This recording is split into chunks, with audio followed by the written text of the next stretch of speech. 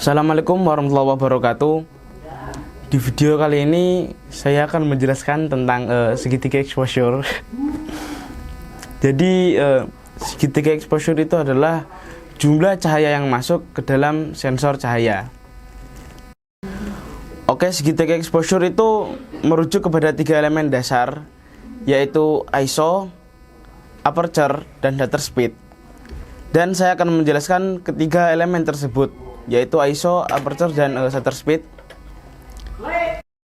Segitiga exposure yang pertama yaitu aperture atau diafragma, yaitu mengatur seberapa banyak cahaya yang masuk melalui lensa, dan aperture dilambangkan dengan F dan diikuti angka. Silakan kalian lihat pada beberapa video yang ada di sebelah saya. Nah, itu adalah beberapa video yang menunjukkan perbedaan aperture dari angka yang tertinggi hingga yang terendah ya guys ya.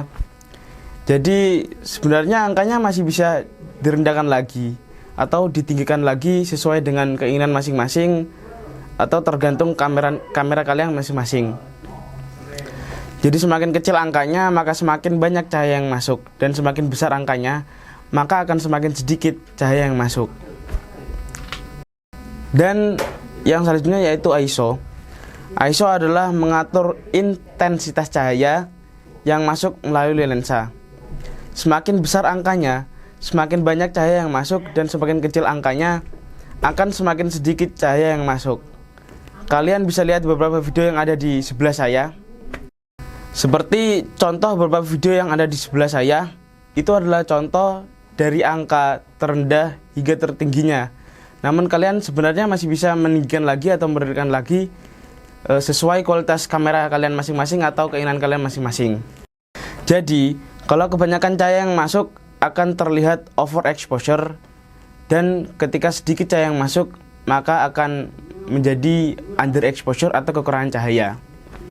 Dan yang terakhir yaitu shutter speed. Shutter speed adalah kecepatan rana atau lamanya waktu shutter kamera terbuka. Kalian bisa melihat video yang ada di sebelah saya ini. Nah, itu adalah beberapa video yang menunjukkan perbedaan shutter speed dari angka yang tertinggi hingga yang terendah. Sebenarnya angkanya masih bisa direndahkan lagi atau ditinggikan lagi. Tapi kembali lagi ke peraturan awal sesuai dengan keinginan kalian masing-masing atau sesuai dengan kemampuan kamera kalian masing-masing. Jadi kalau angka shutter kecil maka gambar yang dihasilkan tidak terlalu fokus, dan sebaliknya kalau angka shutternya besar maka gambar yang dihasilkan tampak lebih fokus. Untuk bisa mengetahui tentang segitiga exposure itu bukan hanya tentang gelap terang saja, tapi juga bisa menghasilkan efek-efek tertentu. Oke teman-teman, sekian dari penjelasan saya. Kalau ada yang salah mohon dikoreksi. Oke, jangan lupa like, share, dan komen channel saya biar semakin maju, dan jangan lupa dihidupkan lagi loncengnya agar kalian bisa mendapatkan notifikasi dari YouTube saya. Cukup sekian. Assalamualaikum warahmatullahi wabarakatuh.